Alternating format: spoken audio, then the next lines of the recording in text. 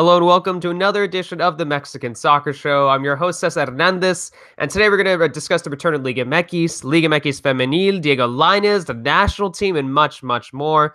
But before we get into that, let me introduce tonight's guest. Over in Mexico City, we have the authority on Liga MX Femenil. It's Adriana Terrazas. That and so much more. It's Adriana Terrazas. How are you doing, Adriana? Everybody, and sorry we're a bit late, but yeah, lots and lots to talk about. We'll just make it up to you guys in a minute. And just so much stuff. I mean, Martino finally might actually make it here apparently this week, maybe tomorrow.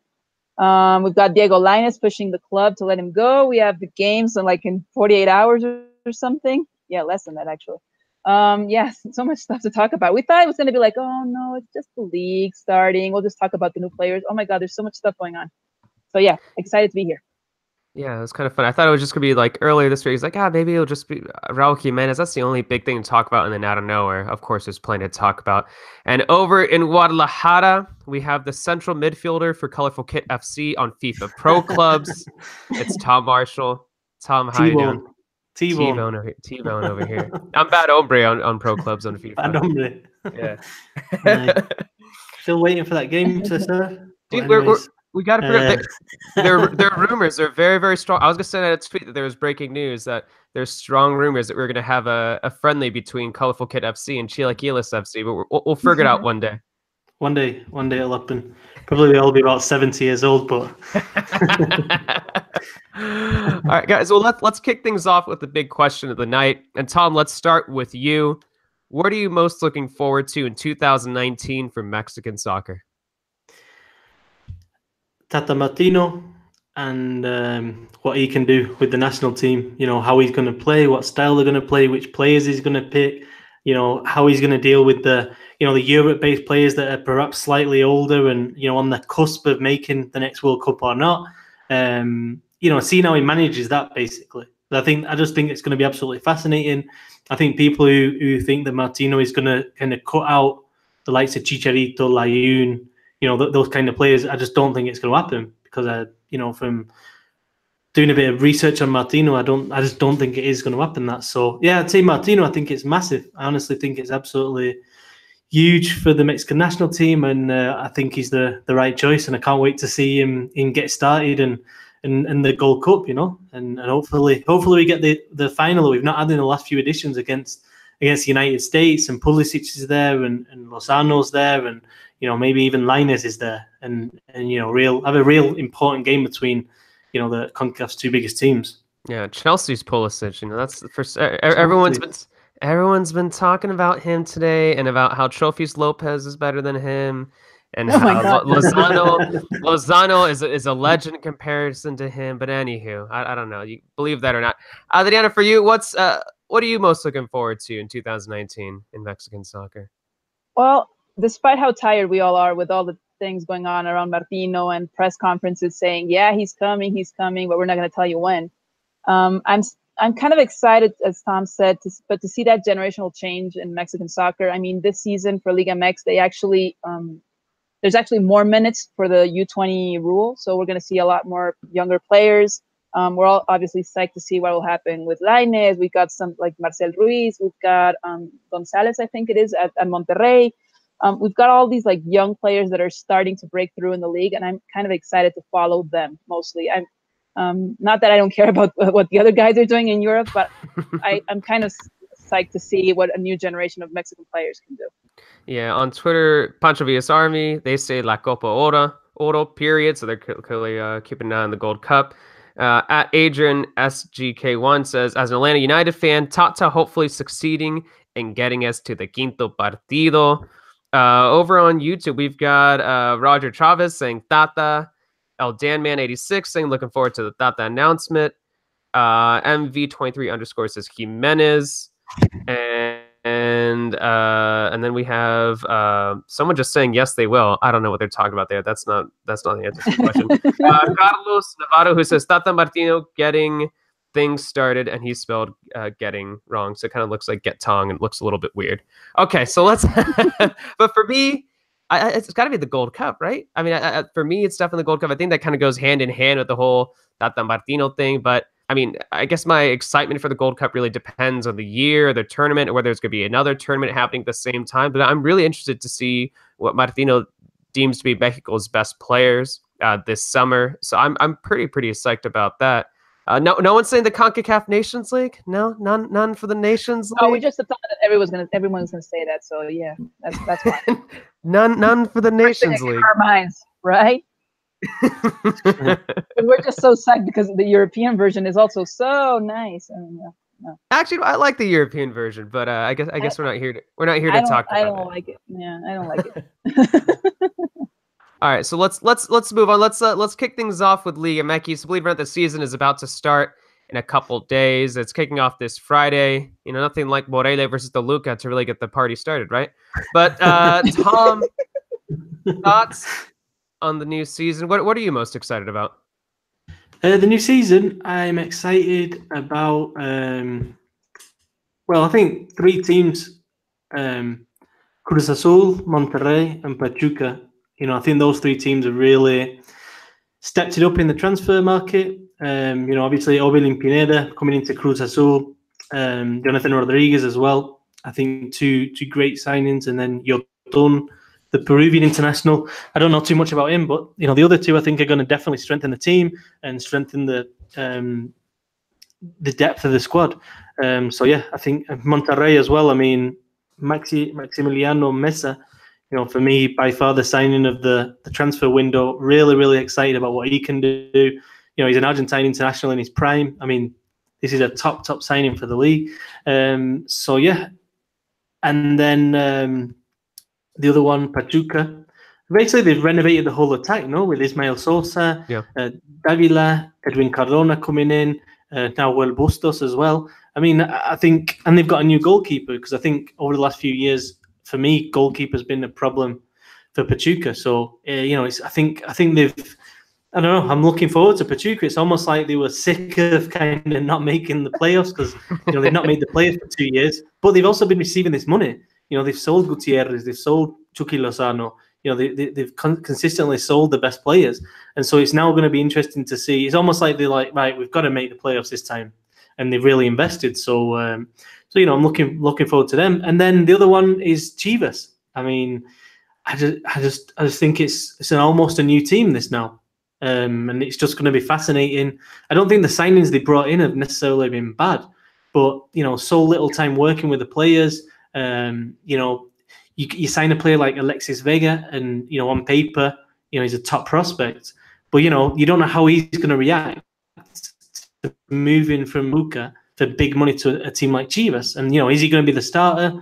Is he up to it? You know what I mean? So I don't know, a lot of questions around Chivas, and honestly, because you know them and Atlas have made most signings, I think. Well, these days I don't even consider Veracruz. I mean, it's just like an open door there.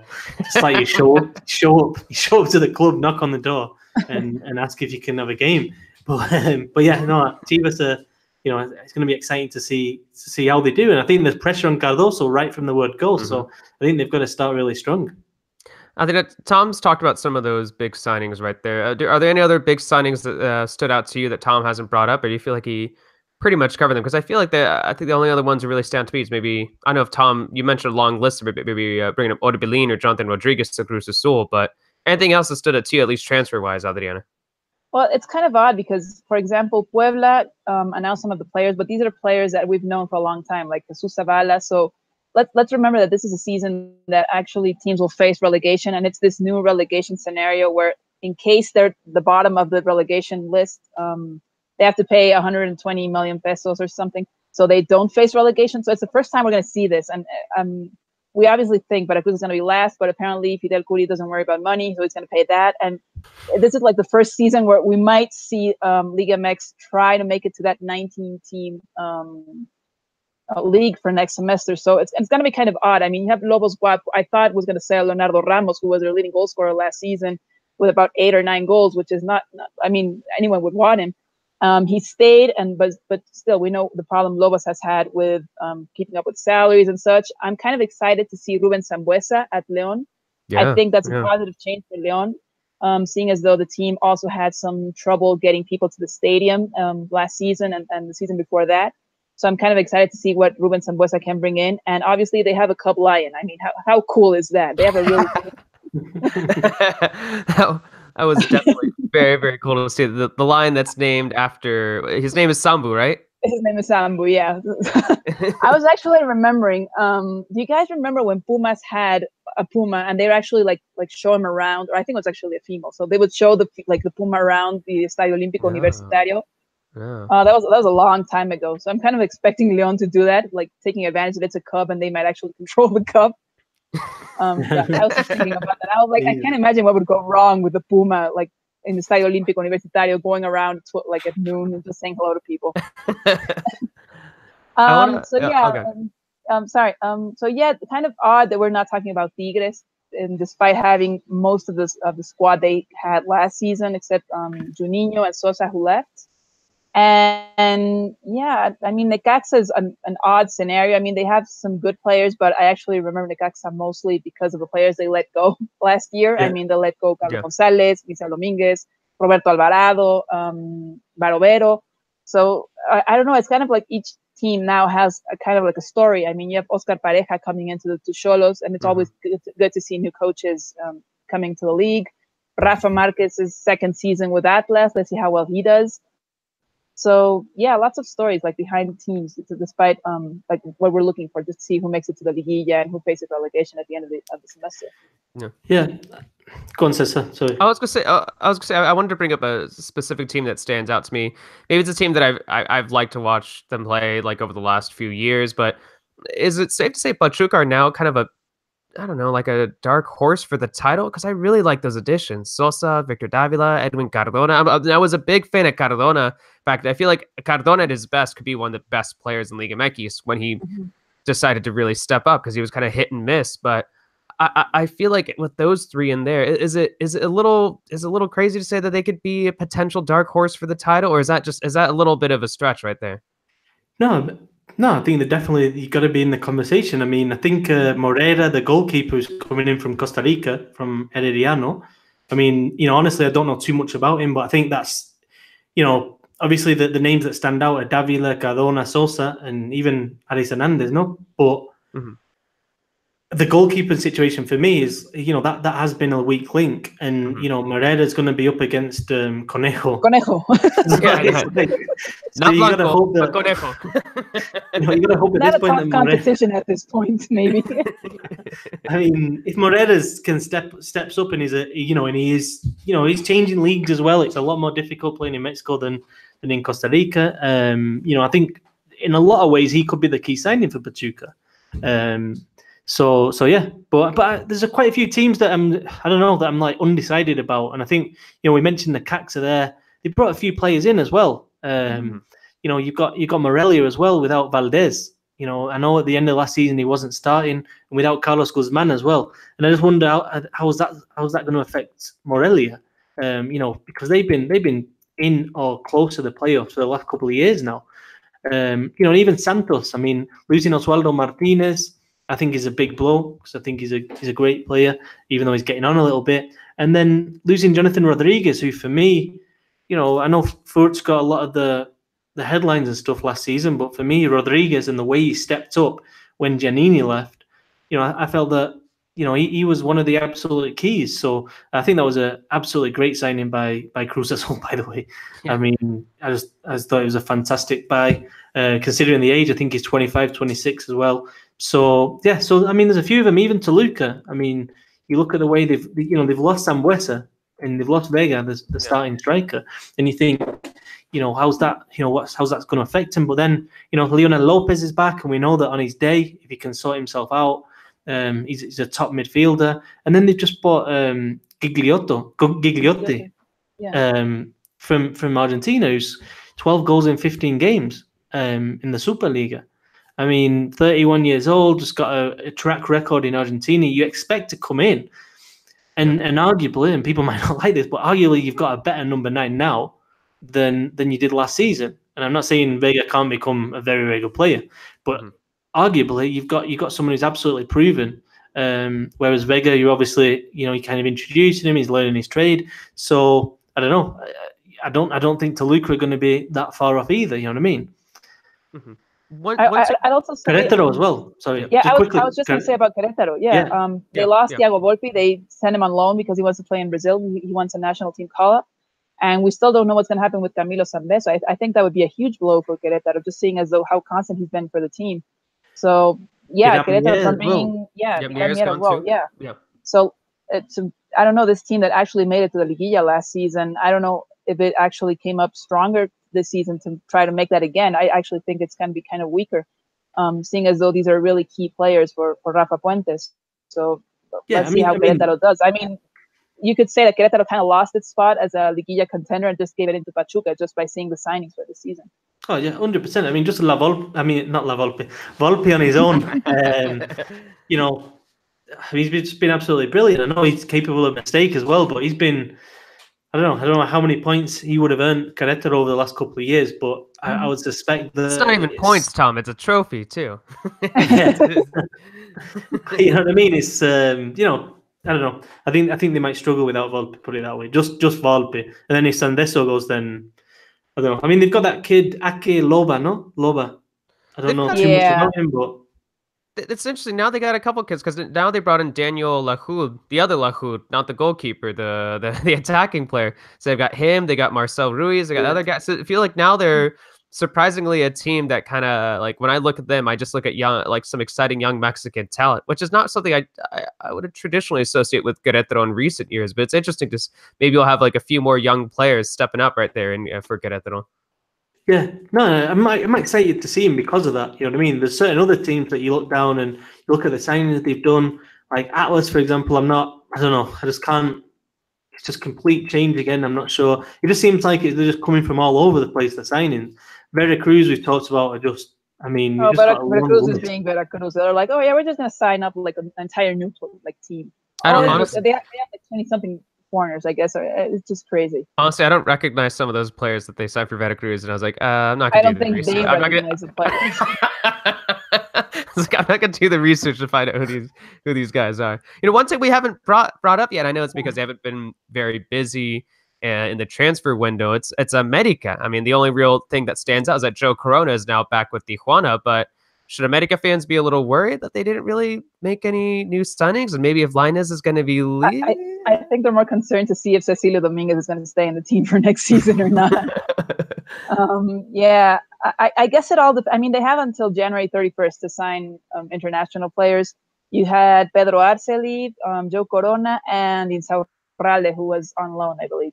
So depending on those players, or whatever happened with Lainez, who was just saying outside of training camp today that he knows his future is in the club's hands. He says, I don't know if he's actually pressuring the club to let him go, but he's like, yeah, everything's going the way I wanted it. I just need the club to make up its mind.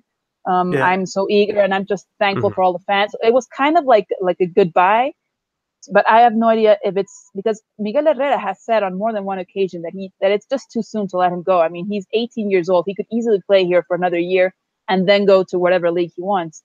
So it's kind of like this telenovela, because they're also saying the family is getting involved and the agent is obviously getting involved. So I guess it all depends what happened with Lainez to see how many other players America will get before the transfer window ends at the end of the month. Yeah. So, but yeah, I don't think it should be concerned. I mean, concerned not really. Jeremy Menez should be back from injury, so they have him.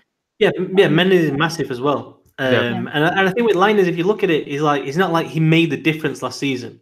Like, don't get me wrong. I think potentially he's going to be a top player, but right now, if you look at how many games he started, I know during the playoffs he kind of forced his way into the team, which was obviously a great sign. But in terms of actual making a difference, I don't know. I would argue that America's not going to miss him that much. Especially Cecilio Dominguez, if he can be injury free, for me is also a top player. Yeah, he scored twice in that one game, and I think we all wonder, like, is this what we're going to see from Lainez every single week? And that was early on in the season when he did that, and I feel like we never really saw a recreation of that kind of same impact. And like you said, Tom, I do think he's going to be a fantastic player down the line, but like you said, I don't think he was exactly a game changer week in and week out. No, the same thing happened with Marcel Ruiz. I mean, we just see them have like one good season, and we think, I mean, there were rumors that Marcel Ruiz was going to be at Chivas this season just because he had one good season. So this is like Mexican fans all the time. I mean, they have one good season, they kind of stand out. They're young Mexican players, and we get all excited. Then we think they're good enough to go to any other team or any other league. Well, it might just be better for their process, for their growth, professional growth, to actually stay in the team, win a position, get that maturity, and then seek another opportunity in another league. Yeah. Yeah, but I think if Lainez can, I don't know. I think if Lainez can go to Ajax, I think that's absolutely ideal. You know, and you know what's really I found really reassuring is that he's stressed from day one that he wants to go to Europe. That his family are backing him in that as well, and that his agent is as well. And the agent, they're trying to force the club. And you know, I think it's going to happen. And I think it's going to happen in January. You know, in the next couple of days, or you know, or if not sooner. It sounds like it's all on course, but you have to give America a little bit of credit because one of the central kind of beefs that we all have with kind of Liga MX clubs and you know talent kind of going to Europe and filtering through to the full national team and getting that experience outside of the kind of comfort zone is that clubs, you know, are demanding so much money and they want this and they want that, and it's the Mexican players because of that. But America, you know, you look at what they did with Raul Jimenez, Diego Reyes, and now it looks like Lainez, and it looks like it's only a matter of time before Edson Alvarez as well moves to Europe, because he seems absolutely adamant, the same as Diego Lainez, that he wants to go. But it kind of it makes sense though as well, because America now got this production line. You know, they've worked really hard with the youth teams, and they're producing good players.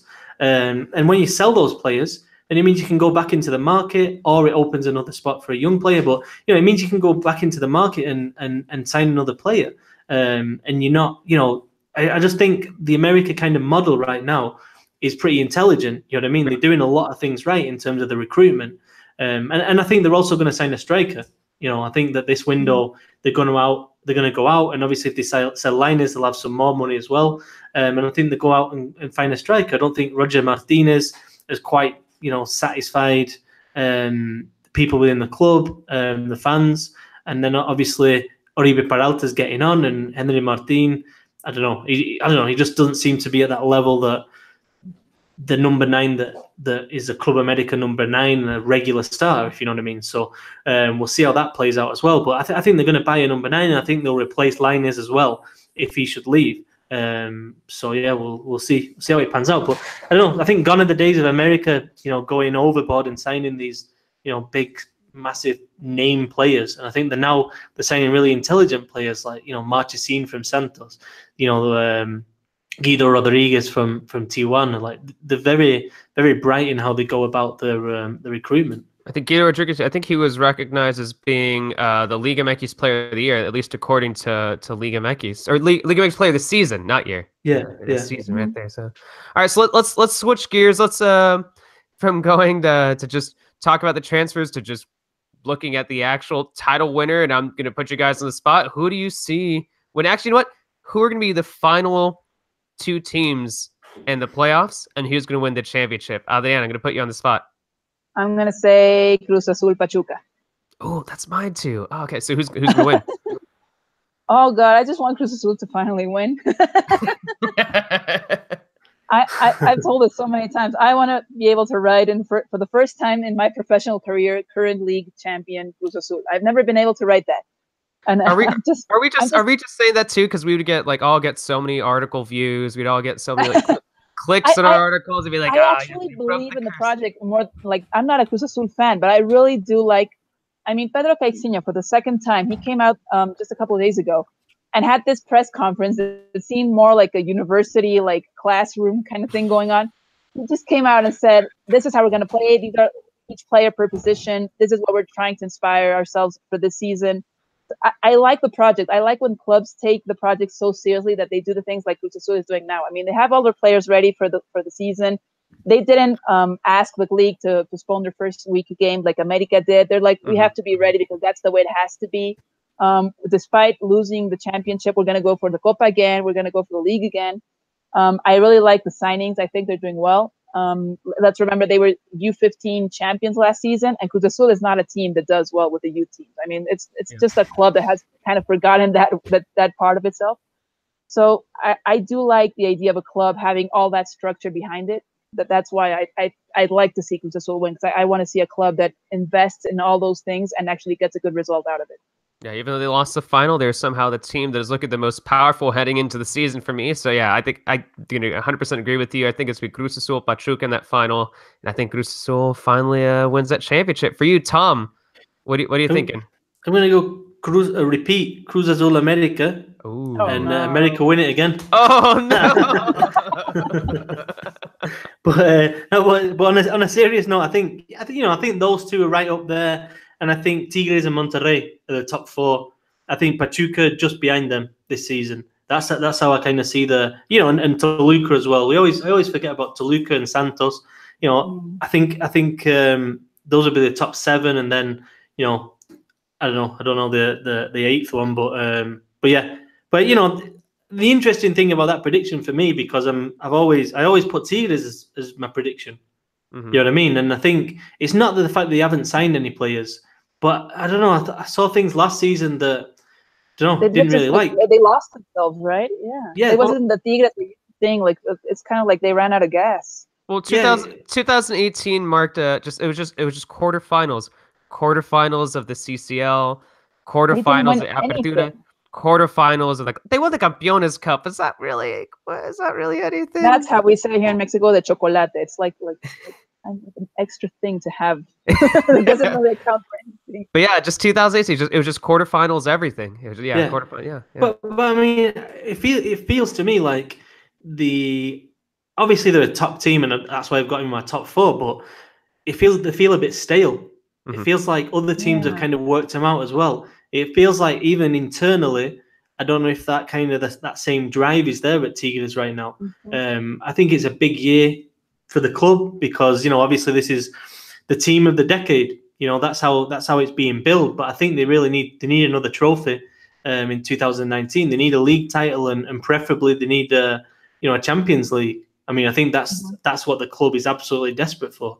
So we'll see. But they might prove me wrong. It wouldn't surprise me one bit if Tigres are champions of the Clausura. They're still a top team. But it just feels to me like other teams have worked him out, and they're not giving him the same space and the same room to kind of be outpassed. You know what I mean? They're a bit more intelligent now, other teams. Yeah.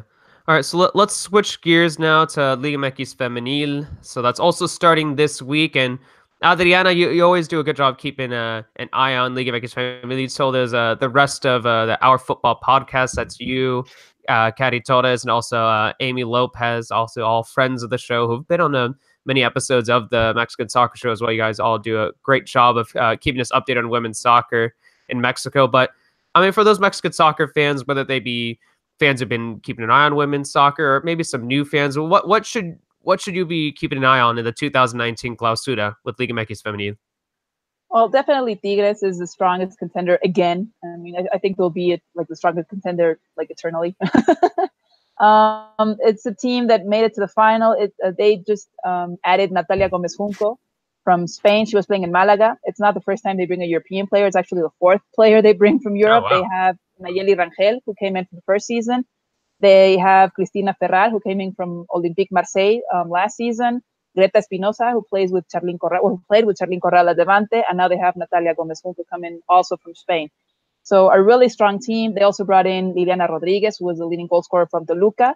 And it's just one of these teams that has, I mean, they didn't mind losing Alison Gonzalez, who was the star goal scorer for Tigres during the first half of last season. She was a U17 national team player.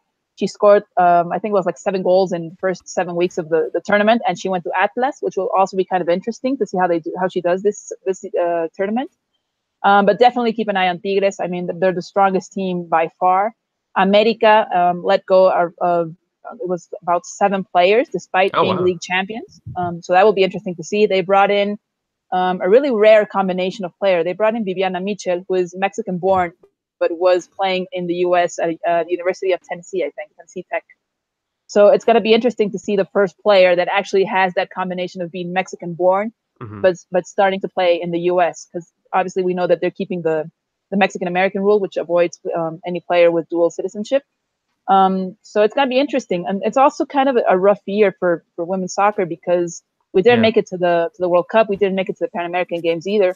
So it's gonna be kind of like a transition, I think, for that generation, because not all of the players that were going to be in that senior squad are going to make it to the next World Cup.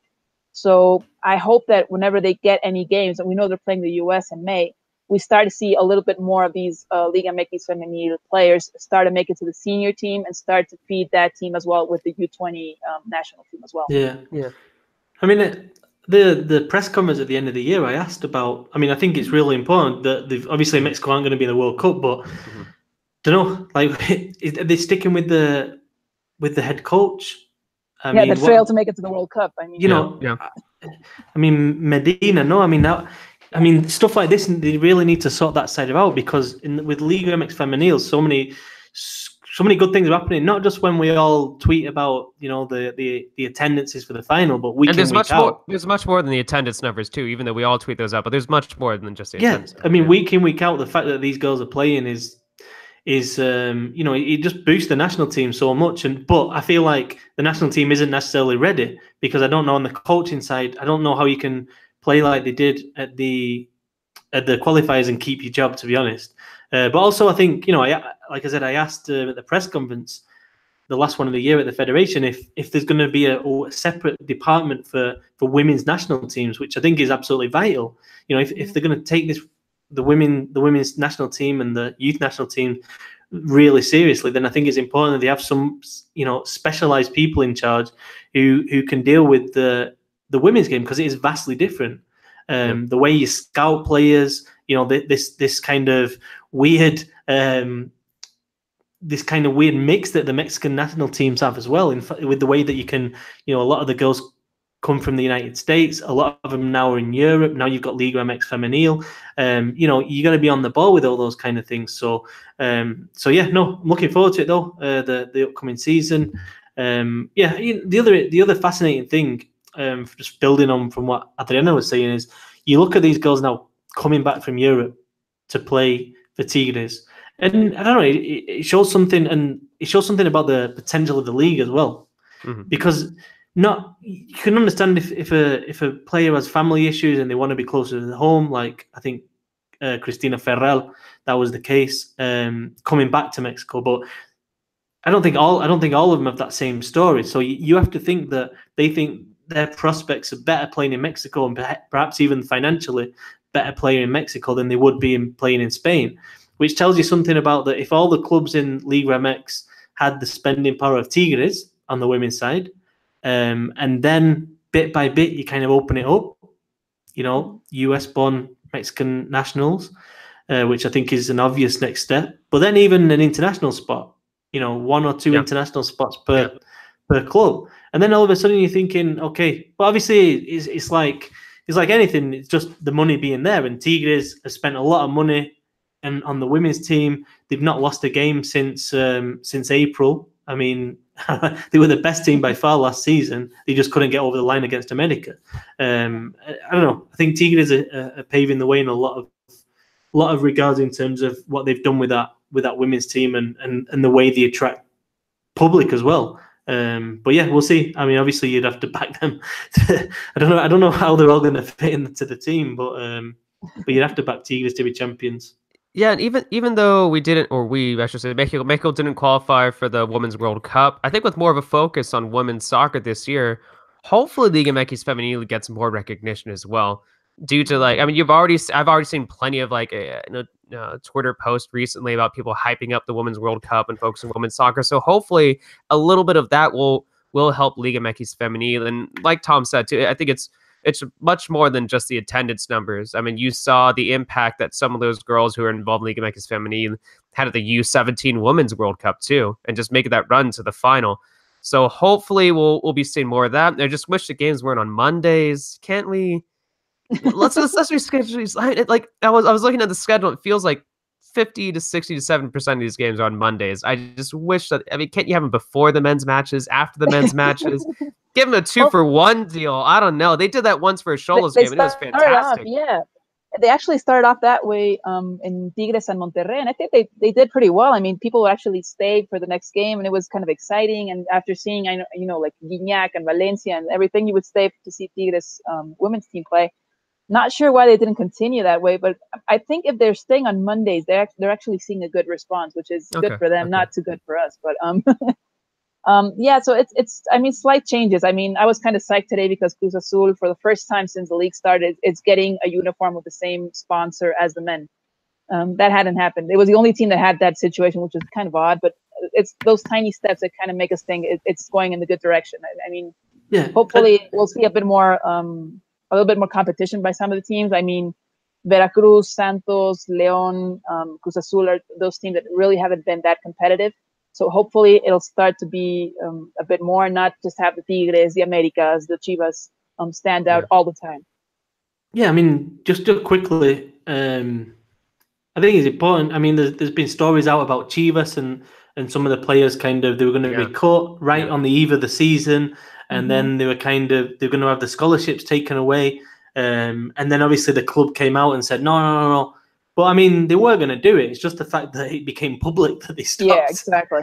I mean, so I don't think we can forget that side. Yeah, they switched coaches on the eve. I mean, I think that's more representative of Chivas being a bit of a not in a good place right now than anything else. But even at Toluca as well, I know there's been problems within the camp at Toluca, within the women's team, and you know, you expect an institution like Toluca to, I don't know, to be dealing with the women's team like in a better way. You know what I mean? So yeah, I don't think we should ignore that there's still things going on behind the scenes that aren't great. You know what I mean?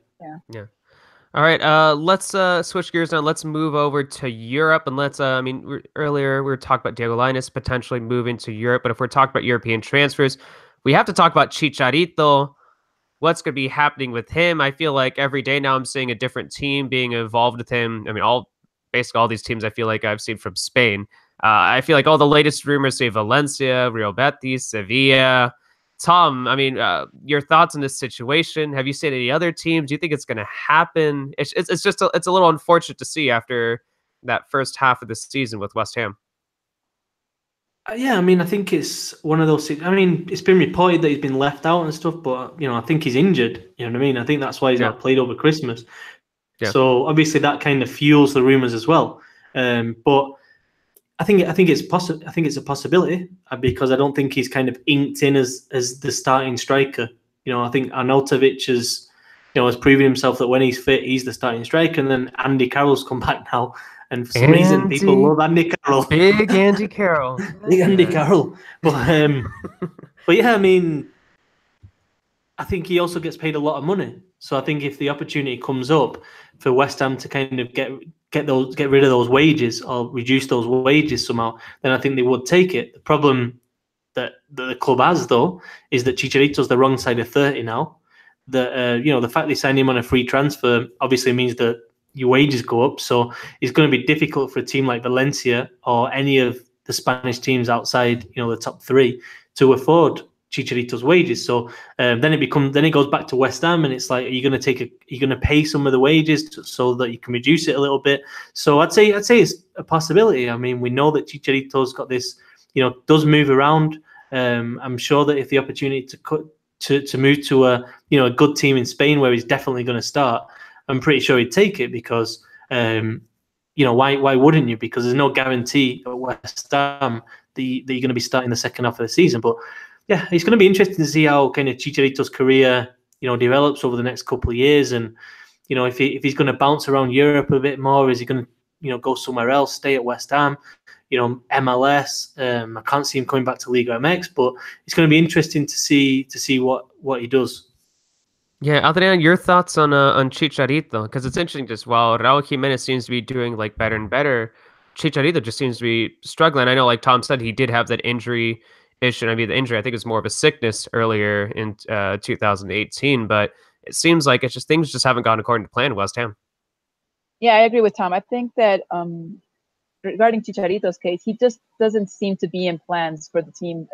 He hasn't taken the opportunity. I think he's had really bad luck with the injuries this season. Whatever team that can guarantee he'll get more playing minutes, I mean, he has to go, definitely. I was seeing lots of people that were kind of comparing how he's done in the Premier League to what Raul Jimenez has done, where there's obviously no comparison because Raul Jimenez has only been there for 6 months. Yeah. So yeah, I was like, yeah, you can't do that. So yeah, unlike Jimenez, who I really hope that Wolves could actually buy him off of Benfica at the end of the season, I really do think Chicharito has to take any opportunity he can and make it possibly. Yeah, I think the Spanish league would probably be, because of his playing style, the one that he could take more advantage of. And let's just see. Hopefully, those offers will come in and he'll be healthy, because otherwise, it's going to be very difficult for him to find a team if he's not in his top shape. Yeah, and I'd really like to see him at this stage of his career be starting week in, week out, and to kind of, because he's got a lot of doubters out there, which I think a lot of it is unfair. He's had doubters for a really long time. I feel like since most of his time in Europe, even when he was at Manchester United doing such a good job, everyone was just saying he would just continue to be just like a super sub. That's all he is. He's a super sub, blah, blah, blah, blah, blah. But even after he went to Leverkusen, he had that good season. Even after that, I feel like people have continued to doubt him consistently. Yeah. I just think it'd be nice for him. Kind of like a regular, because, I mean, he had a really good season. Well, several good seasons in Manchester United. Then Real Madrid was kind of, I mean, he was obviously going to be a sub at Real Madrid, but then he did really well at Bayer Leverkusen, and then he's not doing too well again at West Ham. So I think it's that lack of continuity that's been kind of had like lots of people just think that he's not in top shape all the time, and he's not as good as we all think he could be. Yeah. No, it'd just be good to kind of see him end his stint in Europe, you know, kind of on a really good note. You know what I mean? Yeah. Like, because it started so well, you know, at Man United, and nobody expected it, and then I don't know. It feels like It just feels like he's done big things for the Mexican game, Chicharito. You know, he really has. I mean, you speak to people outside of Mexico and the States, and he's still the guy. He's still the player people know. I mean, I know that we talk now more about, you know, Chucky Lozano and stuff, and he seems to be the biggest player. But, you know, if you speak to people in Spain or in Germany or in England or in Italy, you know, they're gonna say, and you say, oh, who's Mexico's best player, or who's the most known player? It's Chicharito, and it still is. Yeah, I think we would all like him to just like end all possibilities of playing in Europe before actually thinking of the MLS, for instance. I think it would be not only for him, but for any Mexican player to just like go back to the MLS, knowing that he could have stayed a bit more in Europe, like the same thing that happened to Jonathan Dos Santos. I think that's something we would all regret. Yeah. So hopefully he'll have like a really good season in Europe, and then when we know he's done and he just won't be able to do more, he's reached his potential, then we can think of MLS, but not because he didn't find a good offer from Europe. Yeah. Yeah. And looking at other Chivas-related players who might not be doing that well abroad, Tom, Fabian. Is Fabian coming back? Is he? Because I usually keep a good eye on the Mexicans abroad, and I'm not sure if he's started a single game yet for Eintracht Frankfurt. I know it's their winter break now. Seems like a good time for him to go back. He might have started one game, but he's not even the game day roster sometimes. So I know you're in Guadalajara. Has there been any like rumors or whispers about him potentially moving back anytime soon? I mean, there's always talk, but I mean, the word from Fabian's camp has always been that he wants to continue in Europe, that he wants to prove himself a little bit more. I mean, I know there's been rumors about Tigres as well, but I don't know. I mean, I think there's a question mark about his kind of actual fitness as well. You know, his injury in the back and the kind of operation that he went through, and you know, that failed Turkey that didn't happen, and they blamed it on the fitness, and then he goes back to Germany, he doesn't play. It doesn't exactly kind of dispel, you know, the reports that maybe he isn't 100%. You know what I mean? Mm-hmm. But yeah, we'll see. I mean, I'm sure. I don't know where he would go in Europe from there, if you know what I mean. Yeah, it's tough. It's tough. I feel like if he were to move him, it would have been after that good season he had. I should say good half season he had with Eintracht, where he was clearly a good, like a key player for them. But I think maybe perhaps with his wages, with his age, it makes things a lot more difficult for him. And because he doesn't have a long history in Europe either. It's his age as well. I mean, he's turning 30 this year. And I think that, you know, is a team in Spain going to take the risk on a player that, you know, he's now got a kind of question mark about his fitness. Continuity, yeah. You know, I mean, are you going to take that risk? Are you going to? And to be honest, I don't think many would. And he won't be cheap, like you said there, sister. So I don't know, it's a bit of a shame. I think the thing with Fabian for me is that he should have gone right after the Olympic gold. Mm-hmm. I mean, that was the moment, and then he hung around, and it was like this is what happened. Because if you look at someone like Raúl Jiménez, he also didn't have a great time. for his first few years in Europe. But because he's still only 27, he's almost just only breaking out now. You know what I mean? But because he's that couple of years younger, and he was younger when he moved over there, he kind of like gives you a bit more leeway. Whereas with Fabian now, if he was 26, 27, you might give him the benefit of a doubt and say, if you're a Wolves, for example, or you're a mid-table Spanish team, and say, oh, let's bring in Fabian. And on his day he can win us games. You know what I mean? Mm-hmm. But I don't think at the age he is, and with what's happened at Eintracht Frankfurt, that you necessarily would do that right now. Tom, I think just the story of promising Mexican talent could be perfectly summarized by he should have made the move after blank, but he hung around. I think and it goes back to Diego Lainez. It goes back. No? Yeah, no, it does. It 100% does. But I think they could relate to just so many other players. And yeah. Now it's just getting depressing. Yeah. Should we talk about Carlos Salcedo? Because I feel like Diego Reyes. Same thing. Diego Reyes. What about Edson Alvarez? Should we throw? Okay, so we know Edson Alvarez. Is there potential if we're going to switch things around? What do we think is Adrian? What do we think is the likelihood of Edson Alvarez making the move over to Europe anytime soon? We've seen those rumors about Celtic. I feel like they've been like not exactly strong rumors, not exactly the same level as someone like an Ajax, where I now have notifications on my phone just in case Ajax sends out a tweet. It happens anytime soon. It's not on the same level, but what about someone like an Edson Alvarez? Just give a kind of like a positive mood in here after talk about some of these players. But do we think that's going to happen? I'd love for him to go. I think he's one of those. I actually think that he should go more this transfer window than Diego Lainez. I mean, I think Diego Lainez wouldn't have to worry too much if he leaves in the summer, for instance. Unlike Edson Alvarez, who I think had on the most amazing end of the tournament, and he was a national team player. He's done so well. It was such a difficult year for him because after what happened in the World Cup, you're the star goal scorer for America in the final. I'd love to see him go. I mean, I really wouldn't like to see him go to the Scottish League because we haven't had a really good outcome of how the players that went there. I mean, you had Efraín Juárez go to Celtic. He didn't do too well. So I'd like for him to go to a competitive league or a league where he could actually stop that growth process, like somewhere like the Dutch league, for instance, as well. Yeah. I'd like to see him compete. I just don't want them to go to Europe just because it's Europe and then it's not the most competitive league and not the league that you're going to get most people looking at you. So if it were somewhere in like Spain or France or maybe even Portugal or Netherlands, I think that would be the most convenient, but definitely not the Scottish league. I mean. Yeah, say the Scottish League for players like a Gulli or Lalo would be like Lalo Rea would be like, cool, let's see how that goes. I have no idea whether that's going to work or not. But they're players that they're not going to grow any much more. I mean, that's it. They've reached their potential. I mean, we're not expecting more of them, to be honest. But we're definitely waiting for more for Edson Alvarez, for Diego Lainez. So yeah, I'd like to see them go to a team that will give them that long-term projection and that ability to go to any even more competitive league. Yeah. I mean, the only thing I disagree with is about Scotland. The quality isn't great. I think that if you play for Celtic, which has been rumored, that you do get you play in Europe, you get the atmosphere credible, and I think more than anything, you experience a different kind of football. Like more of like a physical sense, or yeah, like really physical.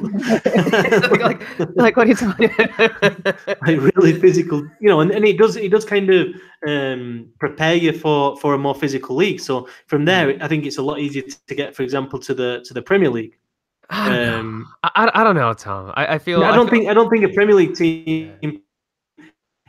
It's very rare that they're going. And if you look at I know Virgil van Dijk, who played for Celtic, and obviously now people are saying essentially the best defender in the world. I mean, I'm not saying it's the ideal move. Don't get me wrong, but I'm saying if you were to give me a choice, what's best between staying at America, something like the goal, to win the cup for America, I'd prefer him to go outside his comfort zone, go to Celtic and see and try and establish himself. Because I'm pretty sure if Edson Alvarez established himself at Celtic, I'd be close to 100% confident that his career is going to go really, really well. You know what I mean? And if he stays at America, that I don't really know. You know what I mean? I'm not sure how's he going to deal with it. If he goes to Celtic, he's a success, and it's a massive challenge. I mean, the quality of football might not be that great, but in terms of lifestyle, in terms of adapting to that culture, in terms of that style of play, if he succeeds there, for me it's a massive achievement. I think sometimes we think that it's kind of easy because the league's not as great, and I think that's where the Dutch league, for example, is a lot. It makes Mexican players look good, or it's easier because of the style of play there. And I think when we've seen players go to other leagues, it's more difficult. So I don't know. I mean, ideally, Edson Alvarez would go elsewhere than Scotland. But if he was between staying at America and going challenging himself, in Celtic, I'd say go to Celtic. To be honest. Yeah. All right, so it looks like we got about 8 minutes left in the pod today. I think I want to go over, because I think we should talk about El Tri in the last few minutes, but let's quickly talk about Raul Jimenez. Hopefully none of you watched his game today, because that was the worst game I've seen from him and the Wolves from all season. But in general, though, not looking at today's game is obviously maybe a little bit tired, and obviously with EPL it's difficult because you don't really have a true winter break. But I mean, it's definitely some good news with Jimenez, because like before that, when you look at the weekend, he got that goal against Tottenham. They got that 3-1 win over them. He got that goal in that stadium where he won gold in 2012 in the Olympics. 6 goals and 4 assists. I mean, no matter how, even the fact that I paid for NBC Sports Gold today, and I'm just like, why did I pay $25 just to watch Wolves? 25. Yeah, $25, Tom. I don't know, but it's a tax write-off, I guess. So, I guess come next year. But overall, that's still very, very good news, right? I mean, especially when we see what's happening with Chicharito. I mean, I think this might be a very, very good year for him. I think it's like the player we're most excited about. I think he's the only one, maybe Hector Herrera, being as though he's captain of the Porto. And well, we don't know what Hector Herrera is going to be next season, because apparently he's leaving as well. But I think Raul Jimenez is the player I get most excited about, not only because he's scoring, he's getting the assists, but he's actually seems to be part of the team. I mean, he came in to a different league, a different coach, different playing style, and he just fit in so well. I'm really psyched. I really hope that they pay Benfica whatever they're asking for, so he stays there next season, because he's done so well. Unlike other players that have they've got injuries, they lack continuity. Sometimes they just don't seem to be favored by the coaches, and it just seems all different with Raul Jimenez, seeing as though, I mean, I think they're 10th now, right, from the league, right, or 8th or something. And it's not the most competitive team. I mean, this is a team that has faced relegation. They came back up. So I'm really excited to see what Jimenez can do if he's given a lot more time at Wolves. Yeah, Tom, your thoughts, because he's definitely been a good distributor for the team as well. I feel like that's kind of like overlooked, but I think he's definitely been doing a fantastic job with Wolves in his debut EPL season. Yeah, no, I think the other point, formation that Wolves and him at kind of the tip of it, it's so important to when you're moving clubs, especially within Europe, and it's kind of a bit more unknown for a Mexican, that you know exactly what you're getting yourself into. You know what I mean? I mean, sometimes some players are unlucky because of changes of coach and stuff like that. But Jimenez going into Wolves just fits perfectly, because he's not there just for his goal scoring. Because I don't think Raul Jimenez is a player who's going to bang in 25 goals a season. I think he's a player that works extremely hard, that is technically very gifted, that brings other players into the game, that can hold up the ball. And he's a real team player, and I think that he fits in exactly with what kind of Wolves need in that position. They don't need a Chicharito style player who's always looking to get in behind, stuff like that. They want someone who kind of can create space as well and drop deeper and open up space for the wingers to move into. So my only worry about Raul Jimenez there is, what is it? They're asking for 38 million euros. Yeah, I mean that's a lot of money. But Wolves they've already splashed a lot of cash like on a lot of these players. So they're capable of doing this, right? Yeah. All I'm saying is he needs to keep it up.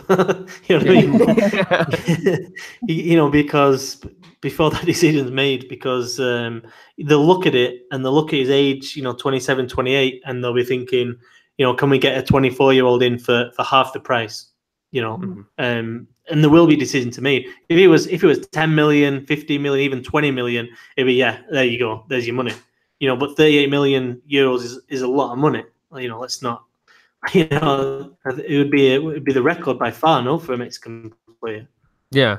No, I definitely, because what was the record before that? I forget. Probably What's Chucky, right? Herrera, no? was it? Herrera? Yeah, I Yeah, forgot. yeah, I think Chucky. Yeah, it was Chucky. Okay. Yeah. Well, we'll look that up later. I should have probably known that before actually asking that. But let's wrap things up with just the last few minutes talking about El Tri.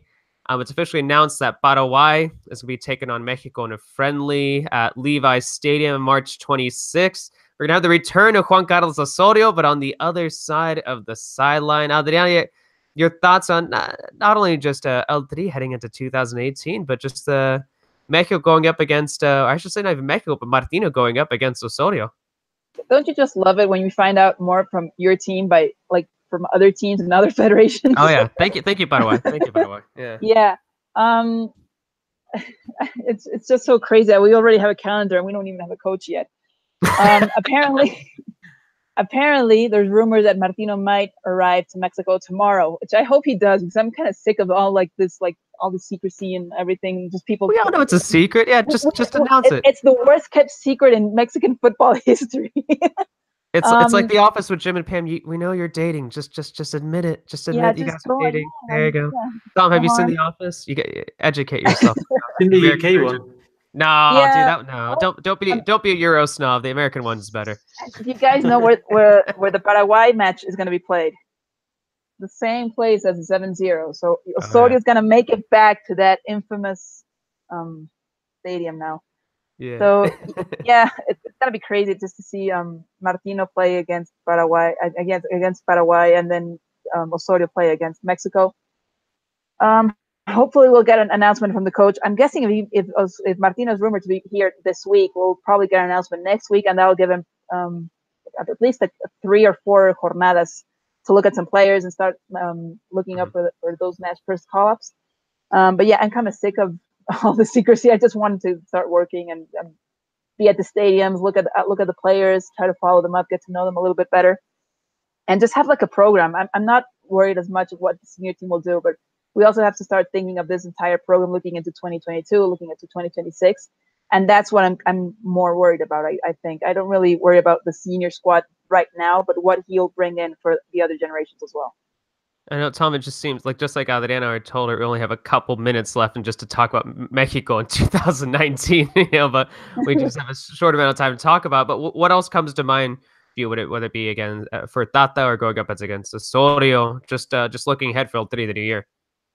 No, yeah, I mean, like I said at the start, just seeing which players he picks. I mean, just fundamentals like that, like obviously Osorio had his kind of his own style, his own taste, and what's Martino's going to be like? Which players that maybe we've not even talked about are suddenly going to come under the radar, and which ones are going to be excluded. I mean, I think I was recently in Rosario, where Martino's from, and I spoke to people at Newell's Old Boys where he was manager and he played. And yeah, nobody's got a bad word to say about him, to be honest. I mean, everybody seems to think he's, a really, really, not just a top coach, but a top person. And I think that's one of the keys is the union that creates within his squads. So, see if we see any kind of that kind of working as well. Mm-hmm. Also with the press, I'm really, really fascinated to see how he goes about it. I know that he's already in contact with journalists in Mexico. So, how's he going to deal with it? Is he going to go around and do all the interviews, with the TV stations, and, how's he going to deal with the pressure on the, the rights holders, Televisa and Azteca and, was it Univision and how's, all that kind of thing that people don't really see, but also, especially when you're actually covering the team, is pretty fascinating. Because Osorio, I think, kind of tripped himself up a little bit because he gave a lot of interviews. He went around a lot. And I don't know. I just felt like he didn't really know how to say no sometimes. And he had no kind of media manager there kind of guiding him as to who he was speaking to, what the kind of intentions were of some of the journalists and stuff like that. I thought he was kind of left on his own. And I think he suffered for that as well in a way. It's sad that that's something that we have to bring up about the Mexican national team, though, right? That's like a focus to be like, oh, it's not about like, it's literally not. We know that though. We're well aware of that. We're all part of the media, but that's just sad that is just a part of coaching the Mexican national team. Yeah, honestly, one of my main worry with Martino isn't kind of what he can do with the players, because I think he's an exceptional manager and he's proven himself, and his kind of resume is perfect for this job. You know, I've got no doubts about it on that from that angle. My concern is that, just reading between the lines between what he said, is that he's kind of, he's saying that he wanted to move on from Atlanta for family reasons. That kind of I don't know, he wants to spend more time with his family. And I'm just thinking, the last Mexico manager, I don't think his family enjoyed enjoyed him being family. And then you go back to Piojo and you're like, well, he punched a journalist because something they said about his daughter. And then you think about Chepo, who got divorced after the national team thing. And it's like, I don't know. I mean, it's yourself into yeah. Or it's like, just like, for example, like I said this tweet, so like that like after they won the title, he like went out to this like parade, and like the crowd was just like, yeah, from like Atlanta, and he like did the little hammer thing, that they do in Atlanta, and they're just like, I was like, oh man, you have no idea what you're about to get yourself into, man. Just soak in that love from Atlanta and just prepare yourself at what you're gonna see, whether it be from the media or fans, because it's just going to be an entirely different world for him. Just an entirely different world from a media and fan perspective. The things we see we see all these problems with media and clubs and how they treat the press and everything. I mean, it could change. It could be different. It could be like better for the press. It could be better for the coaches as well. But we're just not used to that. I mean, you like Tom said, I mean, he's not here yet, and he's still talking to the press already, and he's going to continue doing that probably because that's what happens in Mexican soccer. But if you kind of educated the press and educated the press coordinators of the clubs, of the national teams, I mean, it could be a lot healthier relationship if it weren't so poorly done all the time. I mean, you have to struggle with clubs not giving you access, so you have to look at the players directly, but then they don't want to be quoted because they'll get into trouble, and then it's just like it's badly done from the start. So if that could change, then maybe the Mexican national team position, the coach position, would have to struggle with that. They could actually focus on getting the team to perform a lot better. Yeah, but I mean, it's a mess. I mean, we see it all the time. You got Roger Chavez is saying that Martino's been through it with Argentina, and I completely agree. I think with Barcelona as well. I mean, Martino's not somebody who's that's one of the strengths of him in the job. I just think I hope he understands about Mexico is that I think if you go in to Argentina and you've got Lionel Messi, what you're getting yourself in for. You're going to win a World Cup. That's your objective, and there's absolutely no doubt about it. You're one of the top nations in the world. Whereas with Mexico, your job is different. It's like it was in Paraguay, where you're a team that's Mexico's traditionally been better than Paraguay, but he got Paraguay to make that step up. And Iker Casillas for the 2010 World Cup, he said Spain's hardest game was against Paraguay on the way to winning the tournament. But the problem in Mexico isn't the pressure, it's the expectation mixed with that pressure. It's that a lot of the time sometimes in football you need to take one step back to go too forward, and a great example is what we saw the second half of the year with Tuchel a lot of the time picking younger players. And Mexico they lost 5 out of the 6 games. I mean, if that was a permanent manager, then I believe there would have been a lot more criticism than we saw, because we all knew it was interim and it was Tuchel and blah, blah, blah. I think if a permanent manager does that, if Osorio would have done that, pick younger players and lost games like that, then can you imagine the intensity of the criticism? Yep. Whereas for the long-term point of view, or even a medium-term point of view, it is probably the best thing to do. But it's just, that's the problem in Mexico, is you don't have that leeway to do things like that. And I think, that's what, not just the press, but the fans and everybody surrounding. I think there's people in the federation realize that. I don't think they're stupid. But how do you manage that? And that goes back to what Adriana says, and it's managing the media as well.